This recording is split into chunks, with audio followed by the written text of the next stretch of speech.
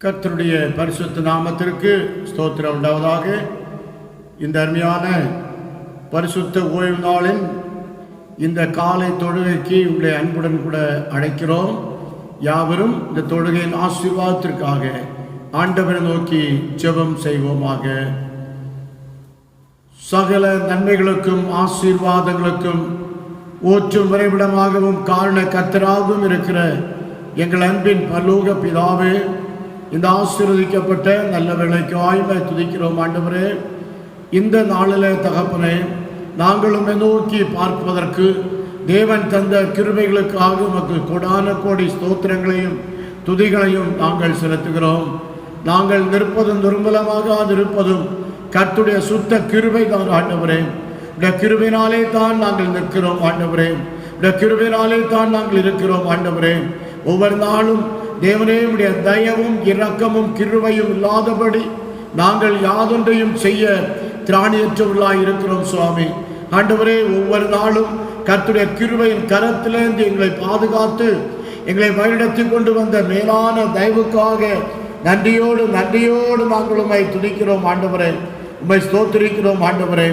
மனிதன் உலகம் முழுவதையும் ஆதாயப்படுத்தி கொண்டாலும் தன் ஜீவனை நஷ்டப்படுத்தினால் அவனுக்கு லாபம் என்ன என்று கேட்ட கர்த்தருடைய வார்த்தையின்படி ஆண்டவரே, எங்களுடைய ஜீவனை நஷ்டப்படுத்தாதபடி எங்களுடைய ஜீவனுக்குரிய ஆத்துமத்திற்குரியவற்றை நாங்கள் நாளிலே தேடுவதற்கு தேவன் எங்களுக்கு ஒரு வாய்ப்பை மீண்டுமாய் தந்தீரே, உமக்கு ஸ்தோத்திரிக்கிறோம் அப்பா. ஆண்டவரே, இந்த நாளில் ஆண்டவரே, இந்த ஆராதனையில் தேவ பிரசன்னம் கூட இருப்பதாக, தேவ மகிமையை ஆண்டவரே எங்கள் இடத்திலே தங்கட்டும் என்று சொல்லி நாங்கள் ஜெபிக்கிறோம் அப்பா. ஆண்டவரே, இது ஜீவனுள்ள ஒரு மகிமையுள்ள ஒரு ஆராதனையாக, ஆண்டவரே ஜீவனுள்ள ஒரு வார்த்தையாக கர்த்தரைகளை மாற்றித்தர வேண்டும் என்று நாங்கள் ஜெபிக்கிறோம். ஆண்டவரே, நீர் மெய்யாகவே இந்த ஆராதனையில எங்களோடு கூட தெய்வ பிரசன்னத்தினால் தெய்வ மகிமையினால் நிறைத்து கொண்டிருக்கிறேன். தெய்வ மகிமையை வெளிப்படுத்தி கொண்டிருக்கிறேன். அதற்காக உமக்கு கோடான கோடி ஸ்தோத்திரங்கள் அப்பா. கடந்த நாட்கள் முழுவதிலும் எங்களை கண்மணி போல பாதுகாத்தீரே, உமக்கு ஸ்தோத்திரம் அப்பா. இந்த ஆண்டவரை மாதத்தின் இறுதி ஞாயிற்றுக்கிழமையில கர்த்தருடைய சன்னிதானத்தில் நாங்கள் கடந்து வந்திருக்கிறோம் ஆண்டவரே. நீர் எங்களை கண்ணோக்கி பாரும் ஆண்டவரே, நீர் எங்களை கண்ணோக்கி பாரும் என்று சொல்லி உடைய பொற்பாதம் பணிந்து கெஞ்சி மன்றாடுகிறோம். நீர் எங்களை ஆளுகை செய்வீராக, எங்களை பலப்படுத்துவீராக சுவாமி.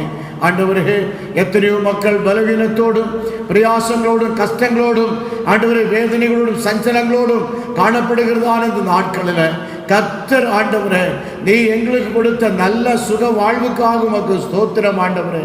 மகிமையுள்ள வாழ்வுக்காக உமக்கு கோடான கோடி ஸ்தோத்திரங்களையும் துதிகளையும் நாங்கள் செலுத்துகிறோம் அப்பா. ஆண்டவரே, நீர் எங்களோடு கூட தங்கியிரும் ஆண்டவரே, நீர் எங்களோடு கூட தங்கியிருப்பீராக. இந்த தொழுகையில் உமக்கே நாங்கள் மகிமையும் மாட்சிமையும் கனத்தையும் நாங்கள் செலுத்துகிறோம் ஆண்டவரே. நீர் எங்களோடு கூட இருப்பீரானால் ஆண்டவரே நாங்கள் பலமுள்ளவர்கள், நீர் எங்களோடு கூட இருப்பீரானால் நாங்கள் பலசாலிகளாக இருப்போம் ஆண்டவரே. கர்த்தர் எங்களோடு கூட பிரசன்னத்தினால் ஆண்டவர்களை நிறைத்து நடத்தி கொள்ளுகிறதற்காக கோடான கோடி ஸ்தோத்திரங்களையும் துதிகளையும் நாங்கள் செலுத்துகிறோம் அப்பா. நீர் எங்களை ஆளுகை செய்யுவீராக, எங்களை பலப்படுத்துவீராக, நிறுத்த கோட்டைக்குள்ளாக எங்களை மூடி மறைத்து கொள்ளும். நாங்கள் பாடுகின்ற பாடல்கள் ஆண்டவரே, வாசிக்கிறதான திருமறை பாடம் ஆண்டவரே மற்றும் ஒவ்வொரு பகுதிகளையும் கர்த்தர்களுக்கு ஆசீர்வாதமாக்கி தாரும். எங்கள் ஜெபத்தை கேட்டதற்காய் நன்றி. இறை செய்தி ஆசீர்வதிப்பீராக. எங்கள் ஆண்டவரும் மீட்பரும் ஆகிய இயேசுவின் மூலம் வேண்டிக் கொள்ளுகிறோம். ஜெபங்களும் நேச பிதாவே, ஆமென். நாம் யாவரும் இணைந்து இந்த தொழுகையில் ஆரம்ப பாடலாக நமது பாடல் புத்தகத்திலே 355வது பாடலை யாவரும் இருக்கின்ற இடங்களில் அமர்ந்தவாறே நான் இணைந்து பாடுவோமாக. 355வது பாடல். துன்பம் உன்னை சூழ்ந்தலை கழித்தாலும் இன்பம் இகழ்ந்தேன் என்றெண்ணி சோர்ந்தாலும் எண்ணிப்பார் நீ பெற்ற பேராசீர்வாதம் கர்த்தர் செய்த யாவும் வியப்பை தரும். பாடல் எண் 355. துன்பம் உன்னை சூழ்ந்தலை கழித்தாலும் இன்பம் இகழ்ந்தென்றெண்ணி சோர்ந்தாலும் எண்ணிப்பார் நீ பெற்ற பேராசீர்வாதம் கர்த்தர் செய்த யாவும் வியப்பை தரும். எண்ணி பாணி பெற்ற பாக்கியங்கள், கர்த்தர் செய்த நன்மைகள் யாவும் ஆசீர்வாதம். எண்ணு ஒவ்வொன்றாய் கர்த்தர் செய்த யாவும் வியப்பை தரும்.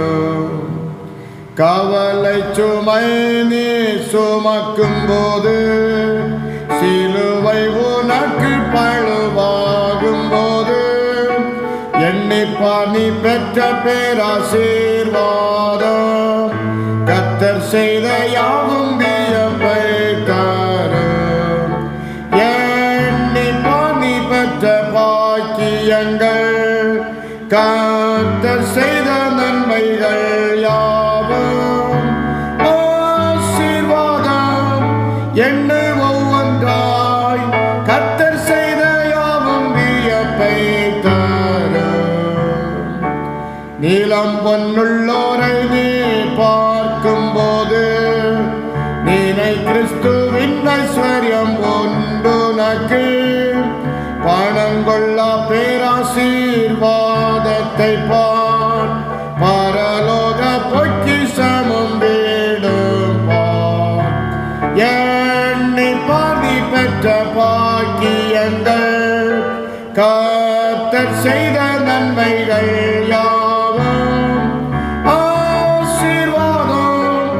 எண்ணு ஒவ்வொன்றாய் கர்த்தர் செய்த யாவும் வியப்பை தரும். அகோர துன்பங்கள் உன்னை சூழ்ந்தாலும், அதைரியப்படாதே கர்த்தரும் பக்கம்.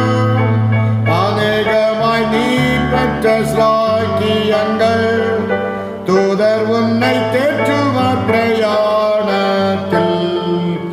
எண்ணி பாதி பெற்ற பாக்கியங்கள், கர்த்தர் செய்த நன்மைகள் யாவும் ஆசீர்வாதம். எண்ணு ஒவ்வொன்றாய் கர்த்தர் செய்த யாவும் வியப்பை தரும். நாம் யாவரும் இப்பொழுது திருமறை பாடத்தை வாசிக்க கேட்போம். ஏசாயா தீர்க்கதரிசியின் புஸ்தகம் 51ஆம் அதிகாரம் வசனங்கள் 1-9 வசனங்கள் உடைய. ஏசாயா தீர்க்கதரிசியின் புஸ்தகம் 51ஆம் அதிகாரம் 1-9 வசனங்கள் முடிய அடங்கிய கர்த்தருடைய வார்த்தையை இப்பொழுது படிக்க கேட்போம். நீதியை பின்பற்றி கர்த்தரை தேடுகிற நீங்கள் எனக்கு செவிகொடுங்கள்.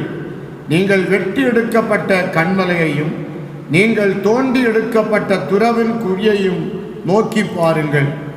உங்கள் தகப்பனாகிய ஆபிரகாமையும் உங்களை பெற்ற சாராளையும் நோக்கி பாருங்கள். அவன் ஒருவனாயிருக்கையில் நான் அவனை அழைத்து அவனை ஆசீர்வதித்து அவனை பெருக பண்ணினேன். கர்த்தர் சீயோனுக்கு ஆறுதல் செய்வார்.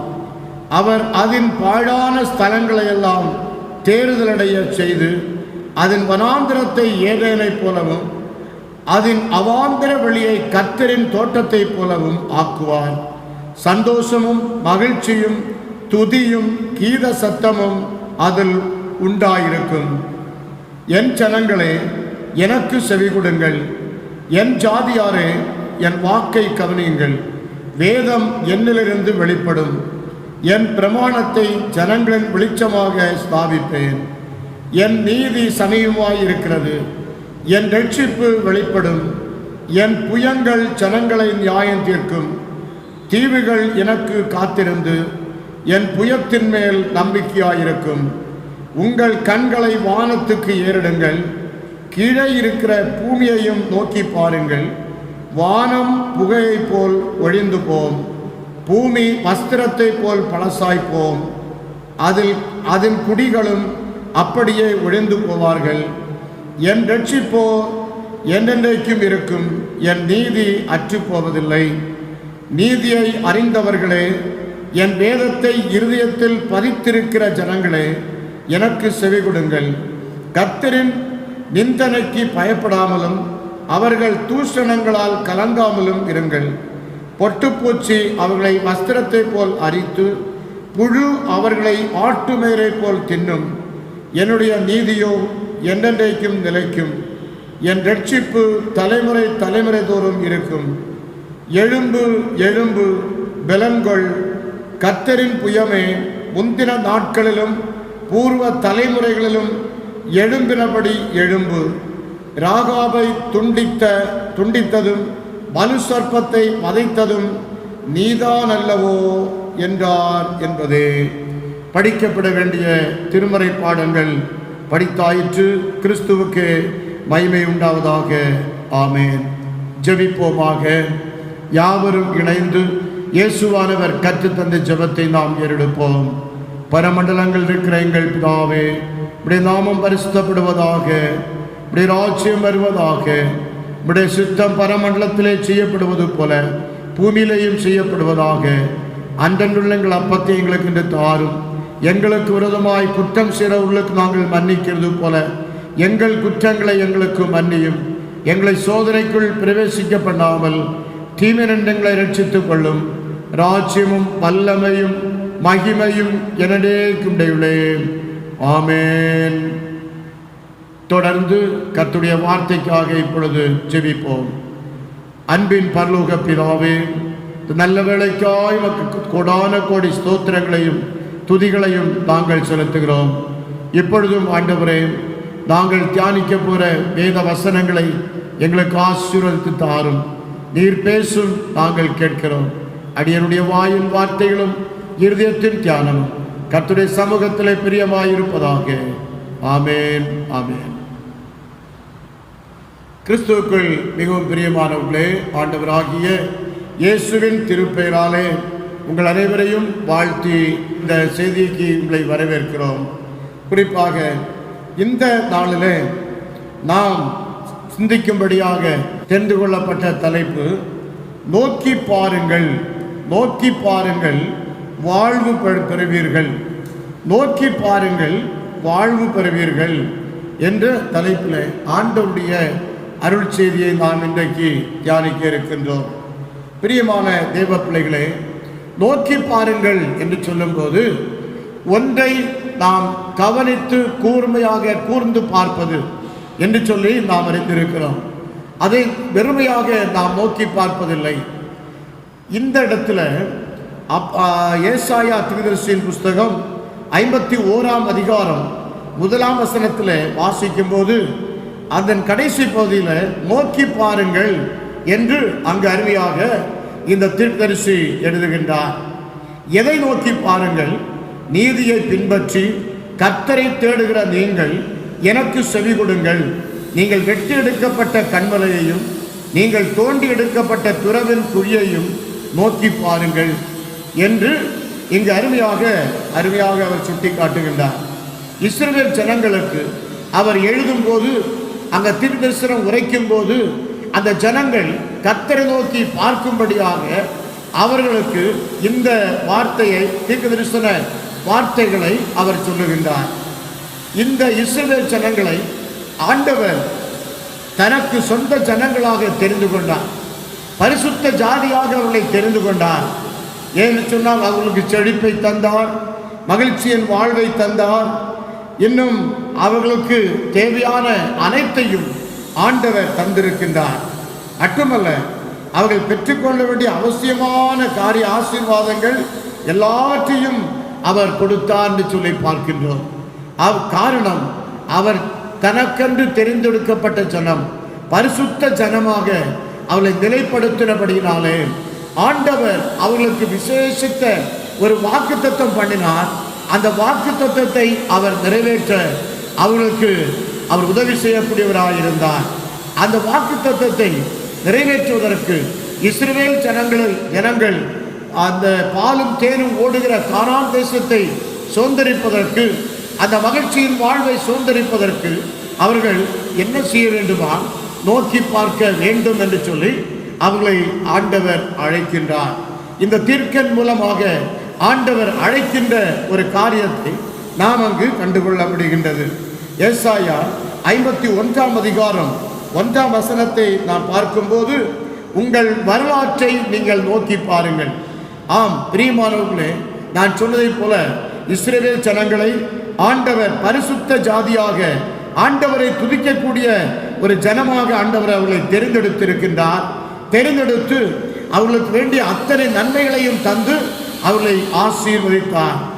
ஆனால் அவருடைய கீழ்ப்படியாமை, அவருடைய மற்ற சூழ்நிலை வந்தபோது எகிப்தின் அடிமைத்தனத்திற்குள்ளாக அவர்கள் விற்று போடப்பட்டார்கள். அங்கிருந்து அந்த இஸ்ரவேல் ஜனங்களை மீட்பதற்கு இந்த தீர்க்கதரிசிகளை ஆண்டவர் எழுப்புகின்றார். வனாந்தரத்தில் அவர்கள் பயணிக்கின்றார்கள், கானானில் குடியேறுகின்றார்கள். இஸ்ரவேல் ஒரு நாடாக உருவெடுக்கின்றதை நாம் அங்கு அறிந்திருக்கின்றோம். அருமையானவர்களே, பாவத்தின் விளைவாக அவர்கள் இறைவனால் கைவிடப்பட்டார்கள். ஏன்? அவர்கள் ஆண்டவர் நோக்கி பார்ப்பதை விட்டுவிட்டு சில நேரங்களில் தாங்கள் பின்னிட்டு பார்க்கின்ற ஒரு காரியத்தை அவருடைய வாழ்க்கையிலே காணப்பட்டது. ஆகவே கடந்து வந்த பாதைகளில் நாங்கள் இந்த இஸ்ரவேல் மக்களாகிய எங்களை அவர் பாலும் தேனும் ஓடுகிற கானான் தேசத்தை நாங்கள் சுதந்திரிப்பதற்கு ஆண்டவர் நம்மை நடத்தி வந்த பாதைகள் எப்படிப்பட்ட பாதைகள் என்பதை நாம் நினைவு கூறுவதை விட்டுவிட்டு அவர்கள் முறுமுறுக்கின்றவர்களாக காணப்பட்டார்கள். ஆம் பிரியமானவர்களே, அவருடைய வரலாற்றை நாம் நினைத்து பார்க்க வேண்டும். நம்முடைய வரலாற்றை நாம் நினைத்து பார்க்க வேண்டும். எப்படி இந்த செழிப்புள்ள வாழ்க்கை நாம் எட்டி பார்த்திருக்கின்றோம், இந்த செழிப்பான வாழ்வை நாம் பெற்றிருக்கின்றோம், இந்த பாலும் தேனும் ஓடுகின்ற இந்த செழிப்பான வாழ்வை நாம் சுதந்திரித்திருக்கிறோம் என்பதை நாம் நினைத்து பார்க்க வேண்டும். அப்படி நினைத்து பார்க்கும்போதுதான் ஆண்டவர் நிச்சயமாகவே நம்மையும் அவர் வாழ்வடைய செய்ய முடியும் என்பதில் எந்த விதமான ஒரு சந்தேகமும் இல்லை. அருமையானவர்களே, இந்த இடத்துல உபாகமத்தின் புஸ்தகம் 26ஆம் அதிகாரம் 6 முதல் 11 வசனங்களை நாம் பார்க்கும்போது அங்கு அருமையாக அங்கு சொல்லப்பட்டிருக்கின்ற ஒரு வரலாற்றை நினைவு கூர்ந்து சில காரியங்களை அங்கு சொல்லப்பட்டிருக்கிறது. அதாவது, எகிப்தியர் எங்களை ஒடுக்கி எங்களை சிறுமைப்படுத்தி எங்கள் மேல் கடினமான வேலையை சுமத்தின போது எங்கள் பிதாக்களின் தேவனாகிய கர்த்தரை நோக்கி கூப்பிட்டோம். கர்த்தர் எங்கள் சத்தத்தை கேட்டு எங்கள் சிறுமையையும் எங்கள் வருத்தத்தையும் எங்கள் ஒடுக்கத்தையும் பார்த்து எங்களை பலத்த கையினாலும் ஓங்கிய புயத்தினாலும் மகா பயங்கரங்களினாலும் அடையாளங்களினாலும் அற்புதங்களினாலும் எகிப்திலிருந்து புறப்பட பண்ணி எங்களை இவ்விடத்துக்கு அழைத்து வந்து பாலும் தேனும் ஓடுகிற தேசமாகிய இந்த தேசத்தை எங்களுக்கு கொடுத்தார். இது இஸ்ரவேல் ஜனங்களே அவர்கள் நடந்து வந்த பாதைகளெல்லாம் நினைத்து அவர்கள் வரலாற்றை அவர்கள் நினைவு கூறுகின்றார்கள். அவருடைய வரலாற்று எப்படிப்பட்டதாக இருந்தது என்பதை அவர்கள் நினைவு கூறுகின்றார்கள். 10ஆம் வசனத்தில் பார்த்தீங்கன்னு சொன்னால், இப்பொழுதும் இதோ கர்த்தாவே தேவரீர் எனக்கு கொடுத்த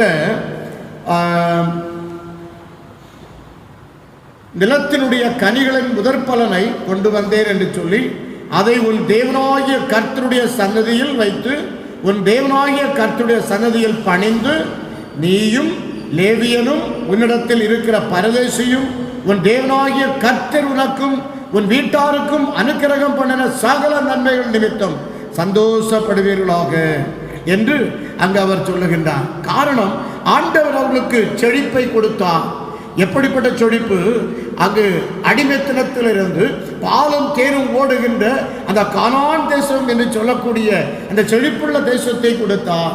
அவர்கள் என்ன செய்ய வேண்டுமா?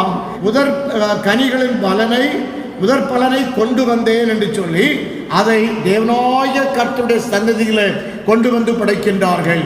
தேவன் நமக்கு நன்மை செய்யும் போது நமக்கு தேவன் கொடுக்கின்ற முதற் பலன்களை ஒரு பகுதியை கொண்டு வந்து கர்த்தருடைய சன்னதியில் படைப்பது நமக்கு ஆசீர்வாதத்தை கொண்டு வரும். ஆனால் இன்றைக்கு ஒருவேளை நாம் அதை நம்முடைய கரங்களிலே வைத்து அதை வைத்து தேக்கி வைத்திருக்கிறோம் என்று சொன்னால் ஒருவேளை அது நமக்கு எந்த பிரயோஜனமும் இல்லை. அது 11ஆம் வசனத்திலே சொல்லப்பட்டிருக்கிற ஒரு வசனத்தை நன்றாக நினைவு கூற வேண்டும்.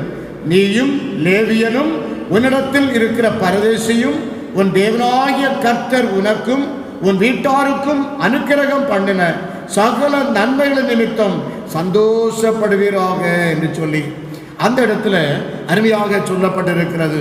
பாருங்கள், கர்த்தர் நமக்கு செழிப்பை தருகின்றார், கர்த்தர் நமக்கு வேலை வாய்ப்புகளை தருகின்றார், கர்த்தர் நமக்கு நன்மைகளை தருகின்றார். ஆகவே நாம் கடந்து வந்த பாதைகள் எப்படிப்பட்ட சூழ்நிலையில் இருந்தோம் என்பதை நாம் நினைவு கூற வேண்டும். அப்படி நாம் நினைவு கூர்ந்து எந்தெந்த சூழ்நிலையிலிருந்து கர்த்தர் நம்மை உயர்த்தி இருக்கின்றார், நமக்கு செழுமையை தந்திருக்கிறார், மனமகிழ்ச்சியின் வாழ்வை தந்திருக்கிறார் என்பதை நாம் நினைவு கூற நாம் அழைக்கப்பட்டிருக்கின்றோம். அப்படி நாம் நினைவு கூறும்போது நிச்சயமாகவே கர்த்தர் என்ன செய்வார்? நம்மை ஆசீர்வதிப்பார். கசப்பாக காணிக்கைகளை நாம் ஆலயத்திலே கொண்டு வந்து அல்லது ஆசாரியத்திலே கொண்டு வந்து படைக்க வேண்டும் என்ற சிந்தைகளை நமக்கு நிச்சயமாகவே அவர் கொடுப்பார் என்பதிலே சந்தேகமில்லை. இங்கு இவர்கள் அடிமைத்தனத்திலிருந்து நாங்கள் இந்த செழிப்பான தேசத்திற்கு எப்படி வந்தோம் என்பதை அவர்கள் நிறைவு கூறுகின்றார்கள், அதை வரலாற்றை நோக்கி பார்க்கின்றார்கள். அப்பொழுதுதான் அவர்களுக்கு இந்த கொடுக்க வேண்டும் என்று சொல்லக்கூடிய சிந்தை அவர்களிடத்தில் வந்தது என்று சொல்லி நாம் அறிந்திருக்கின்றோம். எனக்கு அன்பான கர்த்தருடைய பிள்ளைகளே, இன்றைக்கும் இந்த லாக்டவுன் காலத்திலும் கூட அநேகர் காணிக்கைகளை கொண்டு வந்து நீங்கள் மனப்பூர்வமாய் கொண்டு வந்து கொடுத்து கொண்டிருக்கின்றீர்கள். காரணம் என்ன? எந்தெந்த சூழ்நிலையில நாம் அந்தந்த பாதைகளை கடந்து வந்திருக்கிறோம் என்பதை நீங்கள் நினைவு கூறுவீர்களானால், கர்த்தர் நமக்கு நல்ல செழிப்பை தந்திருக்கிறார் என்று நினைவு கூறுவோமானால், நிச்சயமாகவே ஆலயத்தில் அதை கொண்டு வந்து படைக்க வேண்டும் என்று சொல்லக்கூடிய வாஞ்சியை இந்த இஸ்ரவேல் ஜனங்களைப் போல கர்த்தர் நமக்கும் தந்திருவார். அதற்கு உங்கள் வரலாற்றை நீங்கள் நோக்கி பார்க்க அழைக்கப்படுகின்றீர்கள். அப்பொழுது நீங்கள் வாழ்வு பெறுவீர்கள். இரண்டாவது, ஆண்டவர் சொல்லுகின்றார், ஏசாயா 51 அதிகாரம் 2 வசனம். அதை சொல்லும்போது, உங்கள் தகப்பனாகிய ஆபிரகாமையும் உங்களை பெற்ற சாராளையும் நோக்கி பாருங்கள். அவன் ஒருவனாயிருக்கையில் நான் அவனை அழைத்து அவனை ஆசீர்வதித்து அவனை பெருக பண்ணினேன் என்று அங்கு அருமையாக சொல்லப்பட்டிருக்கிறது. அப்போ ஆபிரகாமையும் நோக்கி பாருங்கள். தகப்பனாகிய ஆபிரகாம், நம்முடைய முற்பிதாவாகிய ஆபிரகாமை நீங்கள் நோக்கி பாருங்கள். அப்படின்னு சொன்னா, மூதாதையர்கள் நம்முடைய முற்பிதாக்களை நீங்கள் நோக்கி பாருங்கள், அப்பொழுது வாழ்வு பெறுவீர்கள் என்று இந்த வசனத்தில் நாம் படிக்கின்றோம். ஆதியாகமம் 12 அதிகாரம் 2, 3 ஆகிய வசனங்களை நாம் படிக்கும்போது, நான் உன்னை பெரிய ஜாதியாக்கி உன்னை ஆசீர்வதித்து உன் பெயரை பெருமைப்படுத்துவேன், நீ ஆசீர்வாதமாயிருப்பாய். உன்னை ஆசீர்வதிக்கிறவர்களை ஆசீர்வதிப்பேன், உன்னை சபிக்கிறவனை சபிப்பேன், பூமியில் உள்ள வம்சங்கள் எல்லாம் உனக்குள் ஆசீர்வதிக்கப்படும் என்றார். இதுதான் ஆபிரகாமுக்கு கடவுள் கொடுத்த வாக்குத்தத்தம். கடவுள் கொடுத்த வாக்குத்தத்தம் என்ன வாக்குத்தத்தம்? நான் உன்னை பெரிய ஜாதியாக்கி உன்னை ஆசீர்வதித்து உன் பெயரை பெருமைப்படுத்துவேன், நீ ஆசீர்வாதமாயிருப்பாய். அப்போ பாருங்கள், ஆண்டவர் புதிய ஏற்பாட்டில் பார்க்கும்போது சகையின் வீட்டுக்கு ஆண்டவர் செல்லுகின்றார். சகையின் வீட்டுக்குள்ளே சென்று அவன் மனம் திரும்புகிற போது, அவனை கர்த்தர் ஆசீர்வதிக்கும் போது, அவனுக்கு உயர்ந்த அந்தஸ்தை கொடுக்கும் போது, இவனும் ஆபிரகாமுக்கு குமாரனாய் இருக்கிறானே என்று சொல்லி அவனை கடவுள் ஆசீர்வதிக்கின்றார். ஆசீர்வதிக்கின்ற இந்த வீட்டுக்கு ரட்சிப்பு வந்தது என்று சொல்லுகின்றார். அருமையான தேவ பிள்ளைகளே, ஆபிரகாமின் வழியாக அங்கு நம்மை கடவுள் ஆசீர்வதிக்கின்றார் என்று சொல்லி பார்க்கிறோம். மட்டுமல்ல, அங்கு கூனியை, அதாவது 13 வருடமாய் கூனியாய் நடந்த அந்த ஸ்திரியை கர்த்தர் சுகப்படுத்தும் போது, இவர் 13 வருடங்களாக கட்டி வைத்திருந்த ஆபிரகாமின் குமாரத்தி என்று சொல்ல இவளை கட்டவிழ்க்க வேண்டியது நம்முடைய கடமை அல்லவா என்று சொல்லி கடவுள் சொல்லுகின்றார். அருமையானவர்களே, அப்படின்னு சொன்னால் ஆபிரகாமின் குமாரத்தி என்று சொல்லக்கூடிய ஒரு பெரிய ஒரு அந்தஸ்தை ஆண்டவர் அவருக்கு கொடுக்கின்றார். அப்படின்னு சொல்லும்போது, இந்த இடத்துல நீங்கள் மூதாதையரை நீங்கள் நோக்கி பாருங்கள். ஒவ்வொரு குடும்பத்திலும் உங்கள் முற்பிதாக்கள், உங்கள் முன்னோர்களை நீங்கள் நினைவு கூறுங்கள், நினைத்து பாருங்கள். அவர்கள் எப்படியெல்லாம் கடின உழைப்பு உழைத்து எப்படியெல்லாம் தேவபக்தியோடு கூட இருந்து உங்களுக்காக அவர்கள் பிரார்த்தனை செய்தார்கள், உங்களுக்காக அவர்கள் கண்ணீர் வடித்தார்கள், உங்களுக்காக கடின உழைப்பு உழைத்தார்கள். நம்ம பிள்ளைகள் ஆசீர்வாதமாய் இருக்க வேண்டும் என்பதற்காக எப்படிப்பட்ட கடின உழைப்பு உழைத்து உங்கள் நல்ல பழியிலே உங்களை கொண்டு வந்திருக்கிறார்கள் என்பதை நீங்கள் நினைவு கூற அழைக்கப்படுகின்றீர்கள். அன்பான தேவ பிள்ளைகளே, அப்படின்னு சொன்னால் இங்கு ஒரு தனி மனிதன் உயர்ந்த ஜாதியாக்கப்படுகின்றான். அது ஒரு தேசமாக அவனிலிருந்து மாற்றப்படுகிறது, தேசமாக மாற்றமடைகின்றது. முன்னோர்களின் வாழ்வு அடிமை, நாமும் கூட ஒரு காலத்தில் இந்த முன்னோர்களின் வாழ்வை போல அடிமைத்தனத்துக்குள்ளாக இருந்தோம். காணி ஆட்சிக்கு புறம்பாயிருந்தோம். நாம் ஒரு குறிப்பிட்ட அளவுக்கு அப்பாற்பட்டு ஆடை அணியக்கூடாது, மேலாடை அணியக்கூடாது. இப்படிப்பட்ட எல்லா அடிமைத்தனத்திற்குள்ளாக, ஆதிக்க சக்தியின் அடிமைத்தனத்திற்குள்ளாக நாம் காணப்பட்டோம் அல்லவா? ஆனால் கடவுள் நம்மை மீட்டு ரட்சித்து நம்முடைய முன்னோர்கள் கடின உழைப்பு, நம்முடைய தியாகம் எல்லாவற்றின் மூலமாக நாம் விடுதலை காற்று இன்றைக்கு சுவாசித்துக் கொண்டிருக்கிறோம். ஆனால் நம்முடைய மூதாதையரை நீங்கள் நோக்கி பாருங்கள் என்று ஆண்டவர் ஏசாயா 51:2 அங்கு வாக்கு பண்ணுகின்றார். ஆதியாகமம் 26ஆம் அதிகாரத்தை நாம் எடுத்துக்கொள்ளும் போது அந்த இடத்துல ஆண்டவர் ஒரு வசனத்தை அங்கு சொல்லி நினைவு கூறுகின்றார். ஆதியாகமம் 26:3-6, இந்த தேசத்திலே வாசம் பண்ணு, நான் உன்னோடே கூட இருந்து உன்னை ஆசீர்வதிப்பேன். நான் உனக்கும் உன் சந்ததிக்கும் இந்த தேசங்கள் யாவையும் தந்து உன் தகப்பனாகிய ஆபிரகாமுக்கு நான் இட்ட ஆணையை நிறைவேற்றுவேன். ஆபிரகாம் என் சொல்லுக்கு கீழ்ப்படிந்து என் விதிகளையும் என் கற்பனைகளையும் என் நியமங்களையும் என் பிரமாணங்களையும் கை கொண்டபடியினால் நான் உன் சந்ததியை வானத்தின் நட்சத்திரங்களைப் போல பெருக பண்ணி உன் சந்ததிக்கு இந்த தேசங்கள் யாவையும் தருவேன். உன் சந்ததிக்குள் பூமியில் உள்ள சகல ஜாதிகளும் ஆசீர்வதிக்கப்படும் என்றார். ஈசாக்கு கேராரிலே குடியிருந்தான். உன் சந்ததிக்குள், உனக்குள் பூமியில் உள்ள வம்சங்கள் அனைத்தும் ஆசீர்வதிக்கப்படும். ஆகவே தான் உங்கள் முன்னோர்களை ஆபிரகாமை பெற்ற ஆபிரகாமையும் நோக்கி பாருங்கள் என்று ஆண்டவர் இங்கு நமக்கு அவர் சுட்டி காட்டுகின்றார்.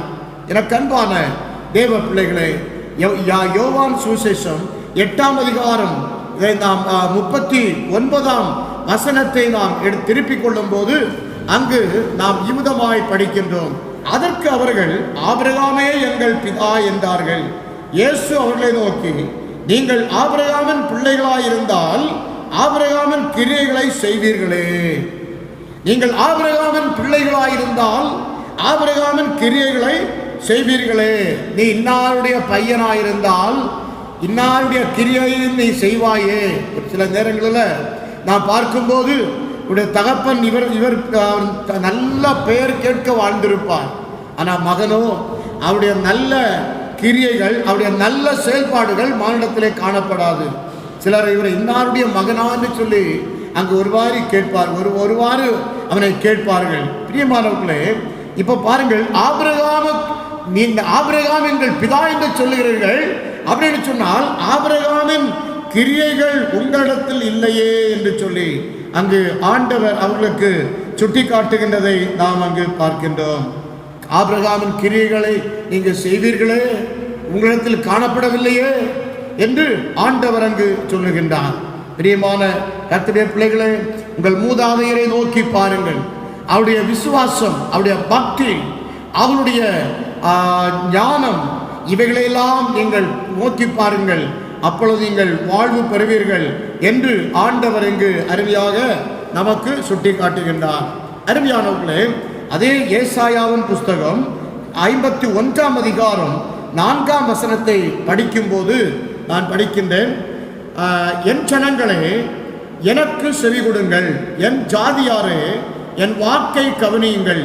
வேதம் என்னிலிருந்து வெளிப்படும், என் பிரமாணத்தை ஜனங்களின் வெளிச்சமாக ஸ்தாபிப்பேன் என்று அங்கு அருமையாக அவர் சுட்டி காட்டுகின்றார். எனக்கு அன்பானவர்களே, இந்த இடத்துல ஆண்டவர் சொல்லும் போது கடவுளின் வார்த்தையை கேட்கும்படியாக அவர் சொல்லுகின்றார். இந்த இடத்துல ஆண்டவர் சொல்லும் போது கடவுளின் வார்த்தையை கேட்கும்படியாக அவர் சொல்லுகின்றார். அவர் சொல்லுகின்றார், கடவுளின் வார்த்தையை நோக்கி பாருங்கள். ஆண்டவருடைய வார்த்தை அது எப்படிப்பட்டது? அது புடமிடப்பட்டது. ஆண்டவருடைய வார்த்தை ஜீவனுள்ள வார்த்தை. அது தான் விரும்புகிறதை அதை செய்யாமல் விடாது. ஒரு மனிதனுக்குள்ளே கடவுளுடைய வார்த்தை மெய்யாகவே இருக்கும் என்று சொன்னால் அவன் கடவுள் செய்கின்ற அவன் சொன்ன காரியங்கள் அனைத்தையும் அதற்கு மேலாகவும் அவன் செய்யக்கூடியவனாயிருப்பான் என்று சொன்னால், யோவான் சுவிசேஷம் 15ஆம் அதிகாரம் 7ஆம் வசனத்தை வாசிக்கும் போது, நீங்கள் என்னிலும் என் வார்த்தை உங்களிலும் நிலைத்திருந்தால் என்று சொல்லப்படுகிறது. அப்போ நாம் ஆண்டவருடைய வார்த்தை நமக்குள்ளாக நிலைத்திருந்தால் நீங்கள் நிச்சயமாகவே எப்படிப்பட்டவர்களாக இருப்பீர்கள்? கடவுளின் வார்த்தை நிச்சயமாக உங்களிடத்தில் இருந்தால் நீங்கள் கடவுளைப் போல இருப்பீர்கள், கடவுளைப் போல மாறுவீர்கள் என்று ஆண்டவர் இங்கு அருமையாக சுட்டி காட்டுகின்றார். நீங்கள் எதை கேட்டாலும் கடவுள் உடனே செய்வேன் என்று சொல்லி அவர் வாக்கு பண்ணுகின்றார். 2 சாமுவேல் 7ஆம் அதிகாரம் 28ஆம் வசனத்துல யூதமாய் நாம் படிக்கின்றோம். இப்போதும் கர்த்தராகிய ஆண்டவரே, நீரே தேவன், உம்முடைய வார்த்தைகள் சத்தியம், தேவரீர் உமது அடியானுக்கு இந்த நல் விசேஷங்களை வாக்குத்தத்தம் பண்ணினீர் என்று சொல்லுகிறார். அருமையானவர்களை, சாமுவேல் தீர்க்கதரிசி சொல்லும் போது, கர்த்தராகிய ஆண்டவரே, நீரே தேவன், உம்முடைய வார்த்தைகள் சத்தியம், தேவரீர் உமது அடியானுக்கு இந்த நல் விசேஷங்களை வாக்குத்தத்தம் பண்ணினீர் என்று சொல்லுகிறார். உமது வார்த்தைகள் சத்தியம், உமது வார்த்தைகள் சத்தியம் என்று சொல்லுகிறார். உமது வார்த்தைகள் சத்தியம் என்று சொல்லுகிறார். 119ஆம் சங்கீதம் 105ஆம் வசனத்தில் படிக்கும்போது அதுல உம்முடைய வசனம் என் கால்களுக்கு தீபமும் என் பாதைக்கு வெளிச்சமாய் இருக்கிறது என்று சங்கீதக்காரன் சொல்லுகின்றான். ஆகவே தான் நம்முடைய கால்களுக்கு தீபம், பாதைக்கு வெளிச்சமாய் இருக்கிற இந்த ஜீவனுள்ள வார்த்தையை நீங்கள் நோக்கி பார்க்க வேண்டும் என்று சொல்லிதான் கடவுள் அங்கு நம்மளுக்கு சுட்டி காட்டுகின்றார். ஆகவே நீங்கள் கடவுளுடைய வார்த்தையை நோக்கி பாருங்கள், நீங்கள் வாழ்வு பெறுவீர்கள், நீங்கள் வாழ்வு பெறுவீர்கள் என்று சொல்லி ஆண்டவர் இங்கு அருமையாக நமக்கு சுட்டி காட்டுகின்றார். இன்றைக்கு மனிதர்கள் கடவுளின் வார்த்தையை விட்டுவிட்டு மனிதர்களின் வார்த்தையை சார்ந்திருப்பதனாலே, மனிதனுடைய வார்த்தையை கேட்பதனாலே இன்றைக்கு பல அவல நிலைகளை அவன் சந்திக்க வேண்டி இருக்கின்றது. பல அவல நிலைகளாய் அவன் நிலைகளை சந்திக்க வேண்டி இருக்கிறது, பல இன்னல்களை சந்திக்க வேண்டி இருக்கிறது. காரணம் என்ன? கடவுளின் சொற்படி நடவாமல் மனிதனுடைய வார்த்தைக்கு செவி கொடுத்து அவர்கள் அந்த வழியில அவர்கள் காணப்படுகின்றார்கள் என்று சொல்லி நாம் அறிந்திருக்கின்றோம். அன்பர்களே, சற்று சிந்தித்து பார்ப்போம். இன்றைக்கு நாம் யாருடைய வார்த்தையை கேட்கிறோம்? யாருடைய வார்த்தையை நோக்கி பார்க்கிறோம்? யாருடைய வார்த்தையை நாம் நோக்கி பார்க்கிறோம் என்பதை நாம் சற்று தியானிக்க நாம் அழைக்கப்படுகின்றோம். அன்பர்களே, ஆகவே எனக்கு அருமையான வாலிப சகோதர சகோதரிகளே, பெரியோர்களே, இன்னும் முதியோர்களே, நீங்கள் ஆண்டவருடைய வார்த்தையை உண்மையாய் நோக்கி பார்ப்பீர்களானால், அதை கேட்பீர்களானால் உங்களுடைய வாழ்க்கை முழுவதிலும் பிரகாசம் நிறைந்ததாய் காணப்படும் என்பதில் சந்தேகமில்லை. 119ஆம் சங்கீதம் 89ஆம் வசனம், கர்த்தாவே உமது வசனம் என்னென்றைக்கும் வானங்களில் நிலைத்திருக்கிறது. சங்கீதக்காரன் சொல்லுகிறார், இந்த வசனங்கள் என்னென்றைக்கும் வானங்களில் நிலைத்திருக்கிறது என்று சொல்லுகிறார். ஏசாயா 40:8 யுதமாய் வாசிக்கிறோம்.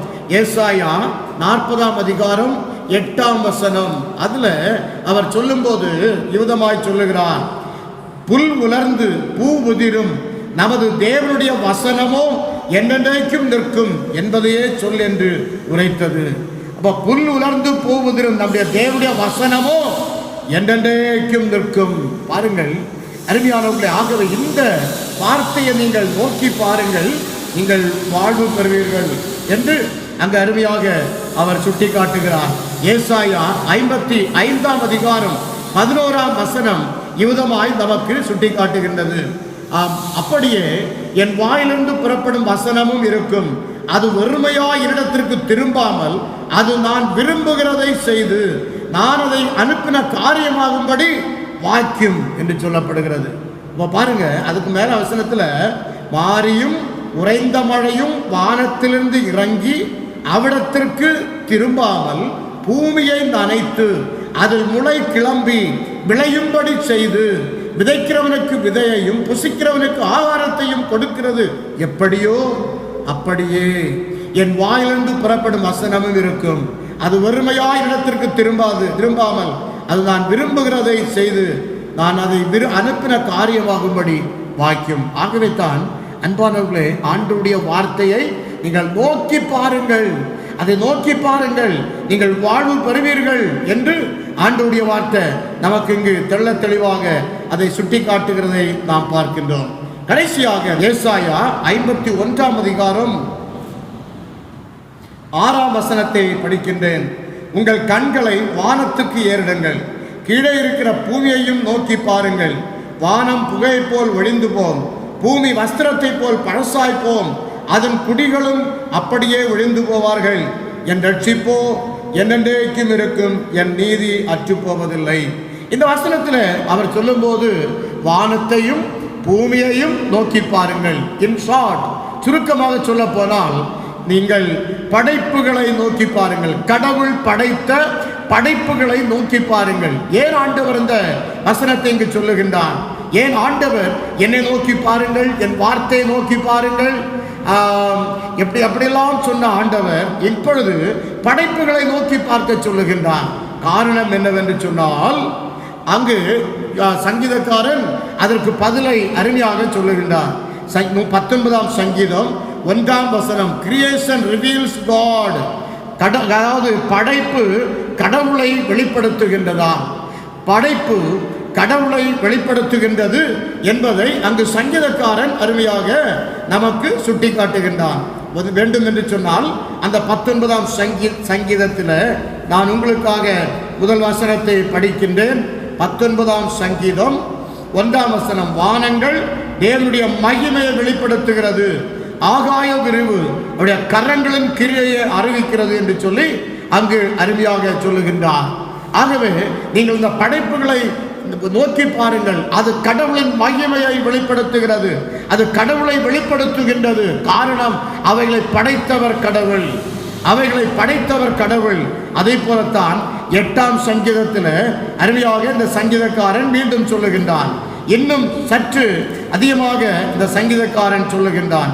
8ஆம் சங்கீதம் 1 முதல் 3 வசனங்களில், எங்கள் ஆண்டவராகிய கர்த்தாவே, இந்த நாமம் பூமி எங்கும் எவ்வளவு மேன்மையுள்ளதாக இருக்கிறது, இந்த மகத்துவத்தை வானங்களுக்கு மேலாக வைத்தீர் என்று சொல்லுகிறார்.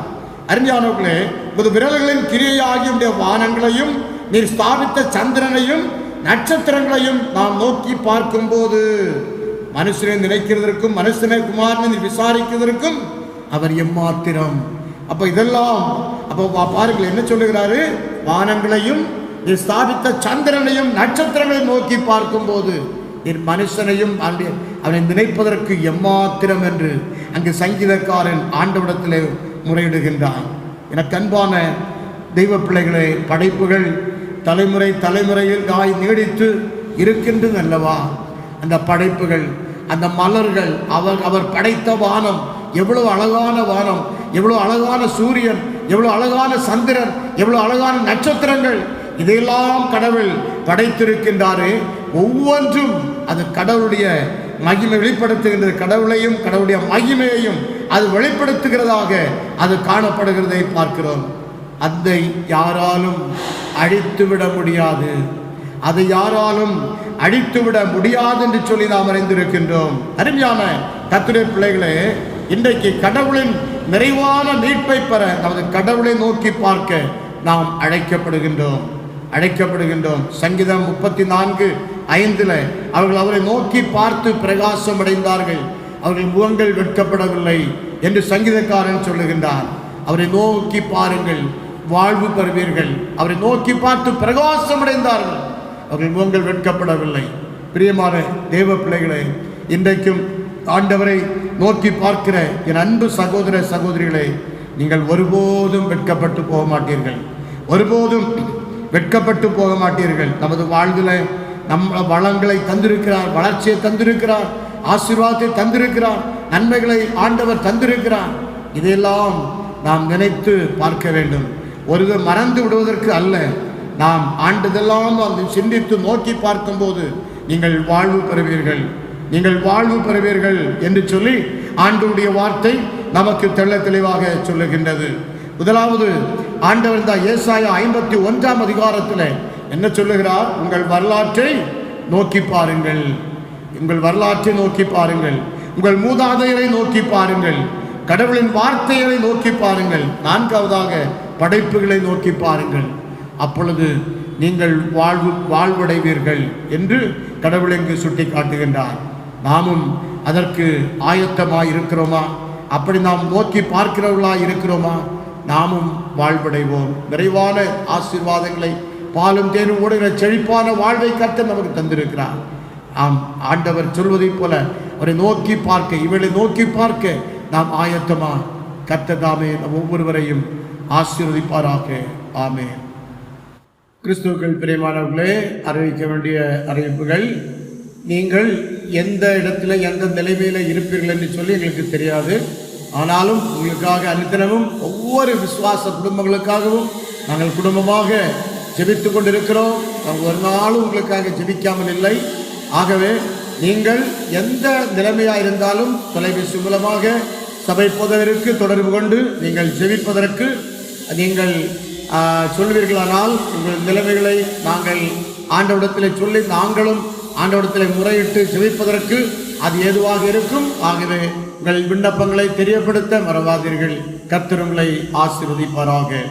இப்பொழுது நாம் யாவரும் இணைந்து நமது பாடல் புத்தகத்திலே 326வது பாடலை நாம் எல்லோரும் இணைந்து பாடுவோம். 326வது பாடல், பாடல் எண் 326. தேவபிதா எந்தன் மெய்ப்பனல்லோ, சிறுமை தாழ்ச்சி அடைகளனே. தேவபிதா எந்தன் மெய்ப்பனல்லோ, சிறுமை தாழ்ச்சி அடைகளனே. தேவபிதா எந்தன் மெய்ப்பனல்லோ, சிறுமை தாழ்ச்சி அடைகளனே. ஆவலதாயனை பயன்போன்மேல் அவர் மேய்த்தவர் நீர் அருளுகின்றார். தேவபிதா எந்தன் மெய்ப்பனல்லோ, சிறுமை தாழ்ச்சி அடைகளனே. ஆத்துமம் தன்னை குளிர பண்ணி அடியேன் கால்களை நீதி என்னும் நேர்த்தியம் பாதையில் அவர் நிமித்தம் நிதமும் சுகமாய் நடத்துகின்றார். தேவபிதா எந்தன் மெய்ப்பனல்லோ, சிறுமை தாழ்ச்சி அடைகளனே. பகைவர் கதிரே ஒரு பாந்து பாங்காயன கண்டர் படுத்தி சுகதைலம் கொண்டன் தலையை சுகமாய் அபிஷேகம் செய்குவார். தேவபிதா எந்தன் மெய்ப்பனல்லோ, சிறுமை தாழ்ச்சி அடைகளனே. ஆயுள் முழுவதும் என் பாத்திரம் அருளும் நலமும் ஆய் நிரம்பும். நேயன் வீட்டில் சிறப்போடு நெடுநாள் குடியாய் நிலைத்திருப்பேன். தேவபிதா எந்தன் மெய்ப்பனல்லோ, சிறுமை தாழ்ச்சி அடைகளனே. தேவபிதா எந்தன் மெய்ப்பனல்லோ, சிறுமை தாழ்ச்சி அடைகளனே. ஜெபிப்போமாக. அன்பும் இரக்கம் நிறைந்த நல்ல ஆண்டவரே, இந்த நல்ல வேலைக்காய் மை துதிக்கிறோம் ஆண்டவரே, மை ஸ்தோத்திரிக்கிறோம். இந்த நாளிலே தகப்பனே, நாங்கள் சிந்தித்த வேத வசனங்களின்படி நோக்கி பாருங்கள், வாழ்வு பெறுவீர்கள். எதையெல்லாம் நாங்கள் நோக்கி பார்க்க வேண்டும், என்பதை குறித்து ஆண்டவர் எங்களுக்கு ஏசாயா 51 அதிகாரத்திலிருந்து நேர்த்தியாய் ஆண்டவர் கற்றுக் கொடுத்திருக்கிறீர். உங்கள் வரலாற்றை நீங்கள் நோக்கி பாருங்கள் என்று எங்களுக்கு கற்றுக் கொடுத்திருக்கிறீர். இஸ்ரவேல் ஜனங்கள் தங்கள் வரலாற்றை நோக்கி பார்த்து உண்மையாகவே தங்களை முற்றிலுமாய் கர்த்தருக்கு அர்ப்பணித்து அவர்கள் ஆண்டவருக்கென்று தங்களை முதலாவது படைத்து தங்களுக்கு உடையதையும் ஆண்டவருக்கு கொடுக்க ஆண்டவர்களை பக்குவப்படுத்தினீர். அவர்கள் வாழ்வு பெற்றார்கள். ஆண்டவரை மட்டுமல்ல, உங்கள் முற்பிதாக்களை நோக்கி பாருங்கள் என்று சொல்லி இருக்கின்றீர். அவருடைய தியாகம், அவருடைய கடின உழைப்பு, இவைகளையெல்லாம் நோக்கி பாருங்கள் என்று சொல்லி ஒரு முன்மாதிரியாக எங்களுக்கு சொல்லி இருக்கின்றீர். அதற்காக கோடானு கோடி ஸ்தோத்திரங்களையும் துதிகளையும் நாங்கள் செலுத்துகிறோம். கடவுளின் வார்த்தைகளை நினைத்து பாருங்கள், நோக்கி பாருங்கள் என்று சொல்லி இருக்கிறீர். ஆண்டவரே, அந்த வார்த்தைகளை எல்லாம் நாங்கள் நோக்கி பார்க்கின்றோம். ஆண்டவரே, அது எங்களுக்கு வாழ்வு தரக்கூடிய வார்த்தையாக அவைகள் காணப்படுகிறதற்காக ஸ்தோத்திரிக்கிறோம் அப்பா. விசேஷமாக ஆண்டவரே, மெய்யாகவே தேவன் படைத்த படைப்புகளை நோக்கி பாருங்கள் என்று சொல்லி இருக்கின்றீர். ஆண்டவரே, அவைகளை நாங்கள் நோக்கி பார்த்து அவைகள் கடவுளை அந்த படைப்புகள் வெளிப்படுத்தி காட்டுகிறவர்களாய் இருக்கிறது என்பதை நாங்கள் உணர்ந்து கொள்ள ஆண்டவர் எங்களுக்கு கிருபை தந்திருக்கிறீர். உமக்கு ஸ்தோத்திரம். நீர் சொன்ன அத்தனை காரியங்களையும் நாங்கள் நோக்கி பார்த்து எங்களுடைய வாழ்விலே புது வாழ்வை நாங்கள் பெற்றுக்கொள்ள, செழிப்பின் வாழ்வை இஸ்ரவேல் ஜனங்களைப் போல பெற்றுக்கொள்ள தேவரீர் எங்களுக்கு அருள் புரிய வேண்டும் என்று உடைய பொற்பாதம் பணிந்து கெஞ்சி மன்றாடுகிறோம். விசேஷமாக ஆண்டவரே, எங்கள் திருச்சபையின் ஒவ்வொரு குடும்பங்களையும் நாங்கள் நினைவு கூர்ந்து செபிக்கின்றோம். ஆண்டவரே, இந்த கொரோனா தொற்றினாலே பலர் பாதிக்கப்பட்டிருந்தாலும் தேவன் அவர்களோடு கூட இருந்து அவர்களுக்கு வேண்டிய நல்ல ஆலோசனைகளை தந்தீர், அவளை பலப்படுத்தினீர், அவளை சுகப்படுத்தினீர், அவர்களுக்கு வாழ்வு தந்தீரப்பா. அதற்காக உமக்கு ஸ்தோத்திரம். ஆண்டவரே, அவர்களுக்கு இந்த எல்லா விதமான இக்கட்டான சூழ்நிலையும் நீக்கி புது வாழ்வு தந்து அவளை பாதுகாத்தீரே. உமக்கு கோடான கோடி ஸ்தோத்திரங்களையும் துதிகளையும் நாங்கள் செலுத்துகிறோம். கர்த்தாவே, கடந்த நாட்கள் எல்லா காரியங்களையும் உங்களுக்கு நேர்த்தியாய் ஆண்டவர் நிறைவேற்றி தந்தீரே. உமக்கு கோடான கோடி ஸ்தோத்திரம் அப்பா. ஆண்டவரே, இந்த நாளில் எங்கள் திருச்சபையில் ஆண்டவரை வாலிப பிள்ளைகள் முதற்கொண்டு பெரியவர்கள், முதியவர்கள் ஆண்டவரே மற்றும் ஒவ்வொருவரையும் நாங்கள் நினைவு கூறுகிறோம். ஒவ்வொருவரையும் கர்த்தர் பலப்படுத்தும்.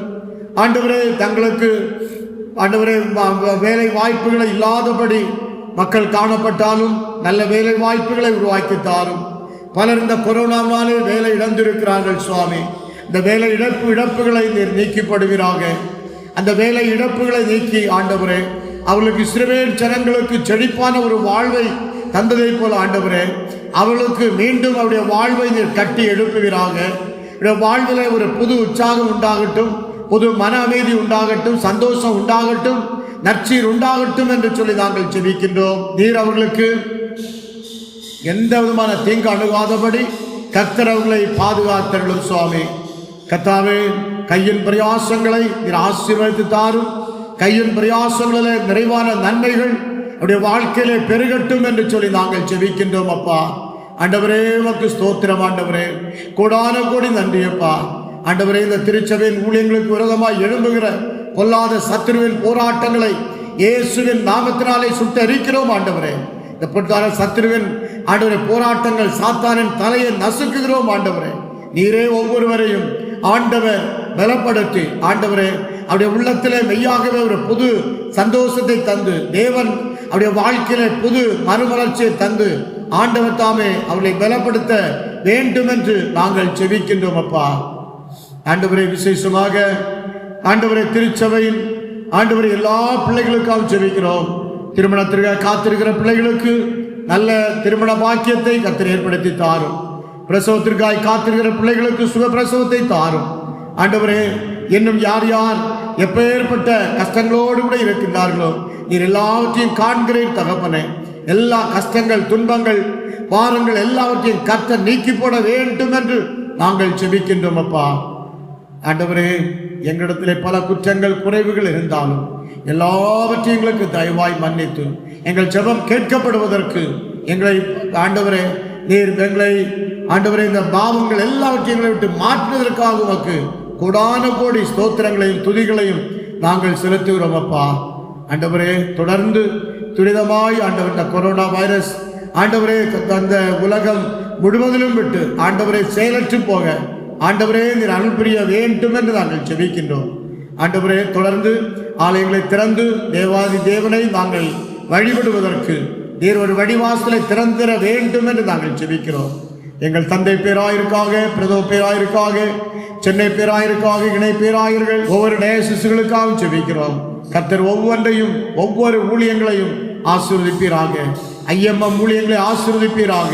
ஆண்டவரை ஊழியங்கள் கர்த்தருடையது, எல்லா ஊழியங்களும் பலமாகும். தேவனுடைய ராஜ்யம் ஸ்தாபிக்கப்பட தேவரீர் கிருபை தர வேண்டும் என்று நாங்கள் ஜெபிக்கிறோம் அப்பா. நீரை பொறுப்படுத்திக் கொள்ளும், நீரை ஆசீர்வதித்தருளும், கர்த்தருடைய மகிமை இந்த இடத்துல விளங்கட்டும் என்று சொல்லி நாங்கள் ஜெபிக்கின்றோம். ஆண்டவரே தொடர்ந்து எங்களை தாழ்த்துகிறோம், வறுமையாக்குறோம், கர்த்தருடைய சமூகத்தில் ஒப்புக் கொடுக்கிறோம். இந்த வாரத்தில் பிறந்த நாள் மற்றும் திருமண நாளை காண்கின்ற அன்பு சகோதர சகோதரிகளுக்காக ஜெபிக்கிறோம். கர்த்தாவே ஒவ்வொருவரையும் கர்த்தர் பலப்படுத்தும். அநேக பிறந்த நாள் மற்றும் திருமண நாள்களை கண்டு தேவனுக்கு சாட்சியாய் எழும்பி பிரகாசிக்க அருள் புரிவீராக. எங்கள் ஜெபத்தை கேட்டதற்காய் நன்றி சுவாமி. எங்கள் ஆண்டவரும் மீட்பெருமாகிய இயேசுவின் இனிய நாமத்தில் கெஞ்சி கேட்டுக்கொள்ளுகிறோம் ஜெபங்களும் நேச பிதாவே, ஆமென். ஆசீர்வாதம் நமது கர்த்தராகிய இயேசு கிறிஸ்துவின் கிருபையும் பிதாவாகிய தேவனுடைய அன்பும் பரிசுத்த ஆவியின் நட்புறவும் நம் அனைவரோடும் இன்றும் என்றும் சதா காலங்களிலும் நிலைத்திருப்பதாக.